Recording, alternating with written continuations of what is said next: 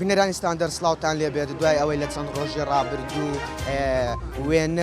وێنەی یەکێک لە هاوبکوژانی شەهید دکتۆر وشیار ئیسماعیل بڵاوبیەوە لە سۆسیال میدیا دەنگدانەوەیەکی بەرچاوی لێکەوتەوە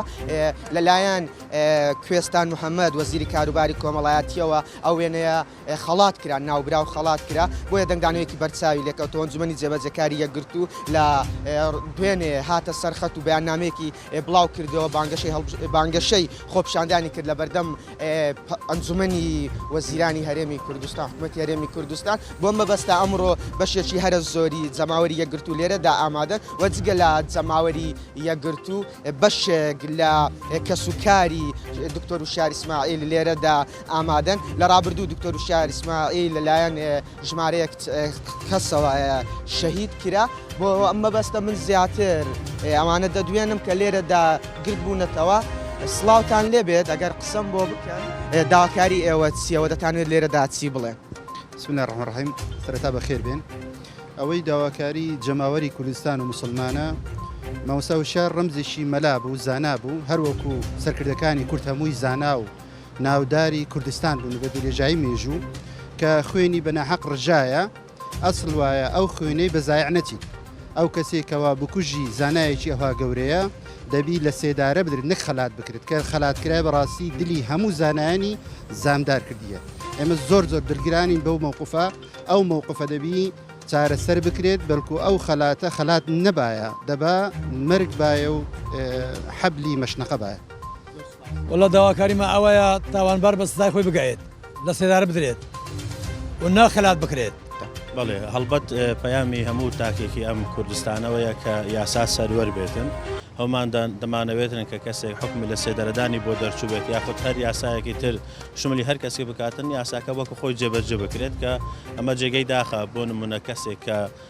بکوژە و هاوکاری بکوژی کردووە کە کەسانی تاوانباری سەرەکین وە لە دادگا و بڕیاری لە سێدارەدانی بۆ دەرچووە ئەمڕۆ لەبەری ئەوەی کە یاساکە جێبەجێ بکرێ بە پێچەوانەوە بەبێ ئەوەی ڕێز لە هەست و دەرونی بنەماڵەی شەهید بگرن دێن خەڵاتی دەکەن و ڕێوڕسمێکی شاستەی بۆ ساز دەکەن کە ئەمە جگە لەوەی پێچەوانەی یاسایە ڕێز نەگرتنە لە مافی مرۆڤ و لە خزم و کەسوکاری ئەوانەی کە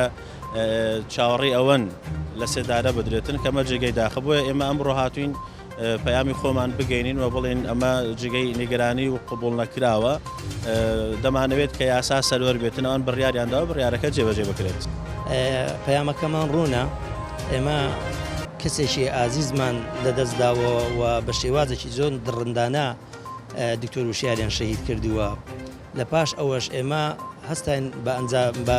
ڕێگارە یاساییەکانی خۆمان کە لە ڕێگای محکەمەوە ئەوەی خۆمان بەرز کردەوە و محکەمە بڕیاریدایە کە ئەو تیرۆرستانە و ئەو تاوانبارانە لە سێدارە بدرێن. ئێمە ئەوە چەند ساڵە داوا دەکەینە سەرۆکاتی هەرێم و سەرۆکاتی حکوومەتی هەرێمی کوردستان و سەرۆکی هەرێمی کوردستانیش لەگەر سەرۆک حکوومەت کەلومان لە سێدارە بدرێن بەڵام هەر لە سێداریان نەداوە سەرڕای ئەوەش دووبارە دەبینین ئێستا لە سجن خوێندن دەخوێنی و نەکار خوێندنێکیش طبیعی اینجا جەنابی وەزیر کاروبار و کۆمەڵایەتی حکوومەتی هەرێمی کوردستانیش دەچی لەوێ ڕێزی لێ دەگرێت و خەلاتی لێ دەگرێت و لە تەنیشت ئالای کوردستان ڕسمی دەگرێتەوە بەڵاو دەکرێتەوە ئەمانی چی کەسێک بی وەزیر بی و یعنی مەسئول بی و کاربەدەستی ئەوەی شارەی بی لەگە کەسێکی تاوانبار یعنی ڕسم بگرێتەوە بەڵاو بکرێتەوە ئەمە شتێکی زۆر بێمانایە ئەمە بەڕاستی زۆر شعورمان بریندار بوو ئێمە یعنی کەسی تاوانبار نابێ ڕسمی لەگە بگیرێت و لایانی بەرپرس ئەوە وەکو حیسابی داعشێکی لەگە دەکرێت چونکە ئەوە کەسی بێتاوانی شەهید کردووە زانایان ئانی غیری پەیامی ئاشتی خوازی چیای تریان پێ نییە ئەم کابرایەتی تیرۆر کردبی لە ناو ماڵی خۆی و وەزیر بە یعنی ئەوە لە ڕووە یاسایەکەی ئەگەر کابرایەک تاوانێکی بکە لە لای محکەمەی لای جەنابی حاکم لێ نەمزانی تاوانە لەسەری حساب ناکرێت دەرێ ئەوە کەف نابی شتە کە تاوانبار بی و بە یاسا تاوانبار کرایە ناکرێت ئەوە ڕسمی لەگە بگرێتەوە بڵاو بخرێتەوە.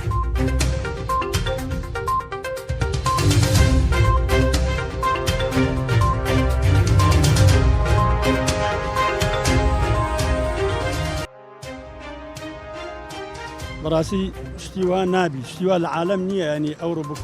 بکوژی مامۆستا وشیاری کە دنیا هەژا لەبەر خوێنی مامۆستا وشیاری شەهید کرا ڕۆژە دەبێ کابرای سزن قاتل خەلات بکرێت شتیوان نابێتن ئەمە قبولمان نییە نیشتیوانێ کەەوە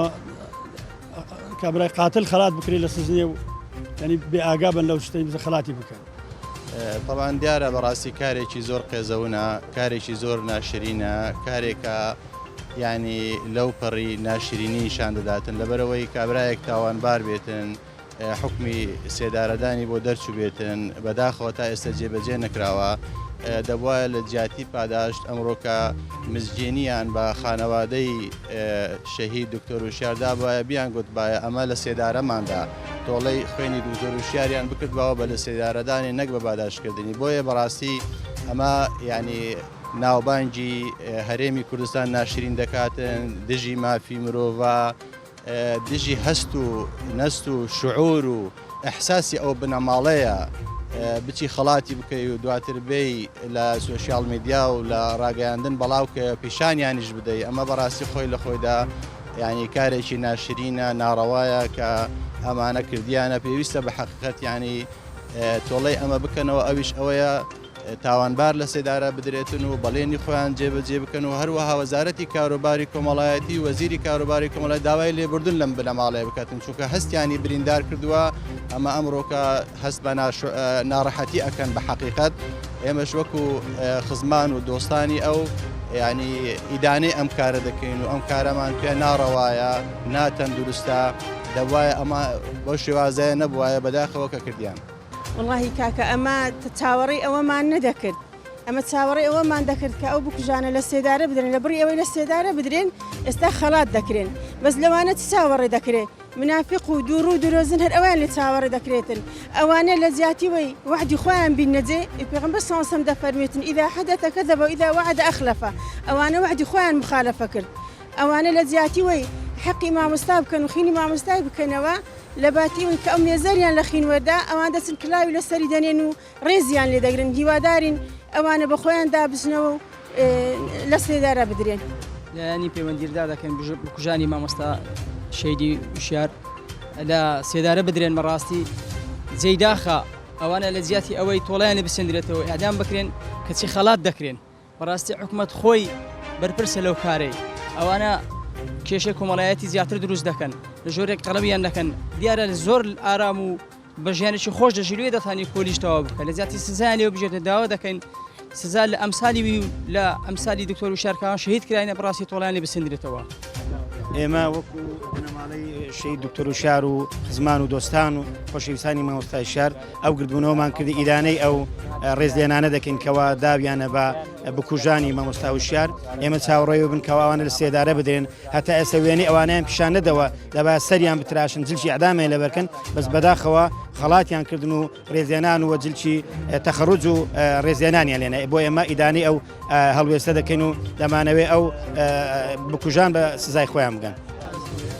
والله پێیانمە ئەوەیە وەکو بنەماڵەی دکتۆر بەڕاستی ئەو بکوژانە لە سێدارە بدرێنەوەک بڕوانامە و خەڵاتیان پێبەخشی ئاهەنگیان بۆ بڕەخسەندرێ لەلایەن وەزیرێکی حکوومەت کەواتانی کە وەزیر خۆی بڕوانامە پێخشی کەواتە حکوومەت خۆی ئاگادارە و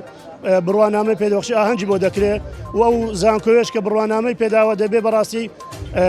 سکاڵای یاسایی لەسەر تۆمار بکرێت کە چۆن بکوژ و تیرۆریستێک بڕوانامەی پێبەخشیتن. والله ئێمە هاتوین ئیدانەی ئەو خەڵات پێدانە بکەین بەڕاستی بکوژێک تیرۆریستێک بەو شێوەیە بە بەرچاوی دنیا ڕێزی لێبژیرێ شتەکە یعنی لە هیچ عورف و لە هیچ یاسا و لە هیچ دینێکدا نییە بەڕاستی ئێمە هاتوین ناڕەزایەتی تون دەربڕین ئەو پەیامە بگاتە هەموو بەرپرسانی هەرێمی کوردستان.